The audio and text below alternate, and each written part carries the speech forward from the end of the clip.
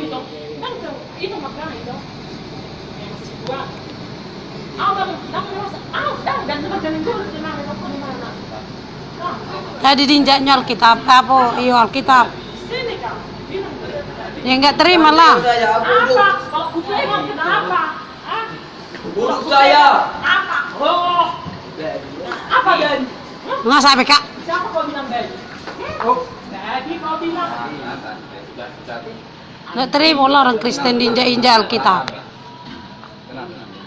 kau pindah dari agama Kristen ke agama Islam, urusanmu itu. Tapi jangan kau bilang kau hina-hina. Diinjak tadi kaki di Alkitab. Kata si anjing ini, dia nenggolan. Ku bilang nenggolan apa kau? Lumban raja. Tahu tak kau? Suami aku lumban tuku. Haleluya. Salam kemenangan iman. Shalom. Salam sejahtera bagi kita semuanya. Saudara-saudara yang dikasihi oleh Tuhan Yesus Kristus. Teman-teman Kristen, pada saat ini kita akan membahas satu perbuatan yang telah dilakukan oleh seorang oknum, yaitu seorang ustadz yang mengaku dirinya ustadz. Adalah satu perbuatan yang telah dilakukannya adalah menginjak-injak Alkitab.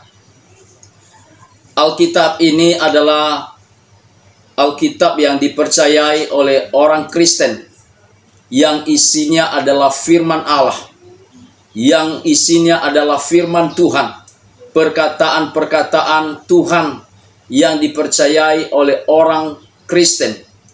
Pada hari ini, kepada Bapak, Ibu, dan Saudara sekalian, kiranya apa yang telah dilakukan oleh Ustadz ini, biarlah ini menjadi satu pembelajaran bagi kita semua untuk menjaga dan merawat dan memelihara Alkitab yang telah kita pegang.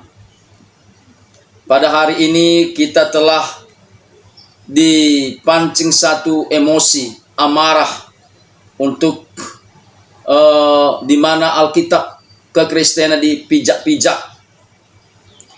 Tapi kita berharap apa yang telah dilakukan oleh Ustadz ini, kita berdoa supaya dia memiliki pertobatan, memiliki kesadaran diri atas segala perbuatan yang telah dilakukannya. Pada hari ini kita percaya memang dengan menginjak-injak Alkitab berarti dia telah melakukan pelanggaran hukum yang ada di bangsa ini, dan dia telah menghina kekristenan, telah merendahkan kekristenan. Dia menginjak-injak Alkitab berarti dia menyepelekan kekristenan. Maka kepada Bapak dan Ibu dan saudara-saudara sekalian di dalam Kristus Yesus, marilah kita bersabar. Kita serahkan segala perihal ini kepada penegak hukum yang ada di bangsa ini.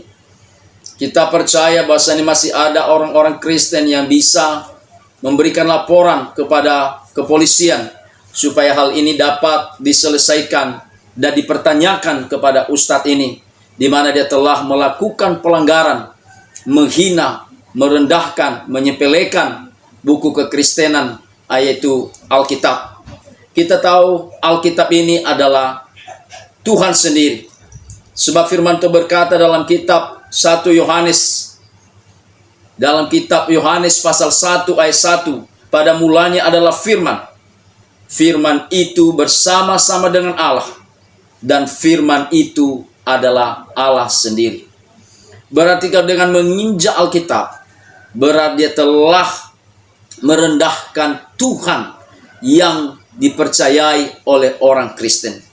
Dan hal ini bisa menimbulkan pertengkaran, menimbulkan perkelahian, menimbulkan perselisihan yang ada di bangsa ini. Maka kita mohon supaya penegak hukum dapat menanyakan hal ini kepada Ustadz ini yang telah melakukan satu perbuatan yang melanggar hukum. Kita tidak tahu apa motivasi daripada perbuatan untuk menginjak-injak Alkitab. Apakah mungkin ada saudaranya yang percaya kepada Yesus karena membaca Alkitab? atau ada keluarganya yang percaya kepada Yesus karena melakukan pembacaan firman Tuhan, sehingga dia marah. Dan perbuatan dilakukan ini adalah satu perbuatan yang tak manusiawi, pekerjaan setan, perkataan atau perbuatan jahat yang dilakukan. Kalau memang dia adalah seorang yang tokoh agama, seharusnya dia memberi teladan yang baik kepada pengikutnya. Seharusnya dia memberikan panutan yang baik. Tetapi apa yang dilakukannya adalah satu perbuatan yang jahat. Dan mari kepada saudara-saudara saya Kristiani, kepada saudara-saudara saya Kristen, supaya jangan terpancing amarah. Kita berdoa supaya dia bertobat dan percaya kepada Tuhan Yesus Kristus. Tetapi ada perlu kami sampaikan kepada Pak Ustadz ini. Bertobatlah. Jangan lakukan lagi seperti itu. Berhenti melakukan propaganda untuk melakukan kejahatan dan memancing amarah daripada orang percaya kepada Yesus Kristus. Pada hari ini, sebagai hamba Tuhan, saya memberikan pesan kepada teman-teman saya, orang Kristen. Jangan marah, jangan emosi, jangan terpancing dengan amarah. Tetapi mari kita serahkan kepada penegak hukum supaya hal itu dapat dipertanyakan kepada dia. Harapan kami, ya, apa yang dilakukannya ini ada perubahan, ada pertobatan.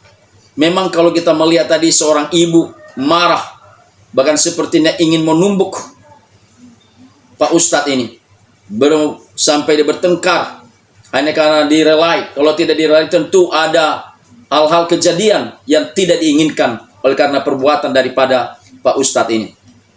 Ke depan Pak Ustadz saya pesankan jangan lakukan demikian lagi. Bertobat. Karena itu adalah perbuatan pelanggaran hukum dan pelanggaran kepada manusia juga. Karena engkau telah menghina kekristenan. Pada hari ini saya minta supaya Anda berhenti melakukan hal-hal seperti itu. Dalam Alkitab ini ya berisi firman Tuhan. Dan dikatakan dalam 2 Timotius pasal yang ketiga ayat 16, segala tulisan yang diilhamkan Allah memang bermanfaat untuk mengajar, untuk menyatakan kesalahan, untuk memperbaiki kelakuan, dan untuk mendidik orang dalam kebenaran. Alkitab ini mengajarkan hal yang baik. Alkitab ini mengajarkan hal-hal yang dapat diteladani. Dan isi Alkitab ini adalah pengajaran tentang ketuhanan Yesus Kristus.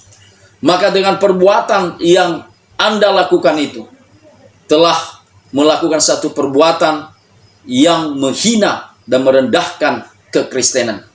Maka pada hari ini, dalam kesempatan ini, saya serukan kepada semua orang percaya, mari kita berdoa supaya jangan ada tersulut emosi dengan perbuatan daripada Pak Ustadz ini. Saudara-saudara sekalian dan teman-teman Kristen, ya, kiranya hal ini dapat memberikan satu pembelajaran kepada kita untuk menahan diri, untuk sabar, untuk tidak emosi. Tetapi kita lakukan, kita berdoa supaya tidak terjadi hal itu lagi ke depan. Supaya jangan ada lagi ustadz-ustadz seperti yang dilakukan oleh Pak Ustadz ini. Untuk itu, kepada saudara-saudara saya Kristen, kiranya saudara bisa berdoa dan juga bisa kita menahan diri sehingga tidak marah. Puji Tuhan, demikianlah yang dapat kami sampaikan. Kiranya hal ini dapat memberikan pencerahan kepada kita semuanya sehingga kita dapat bisa berdoa dengan tenang untuk memuliakan Tuhan. Puji Tuhan, kami sampaikan ini semuanya. Amin.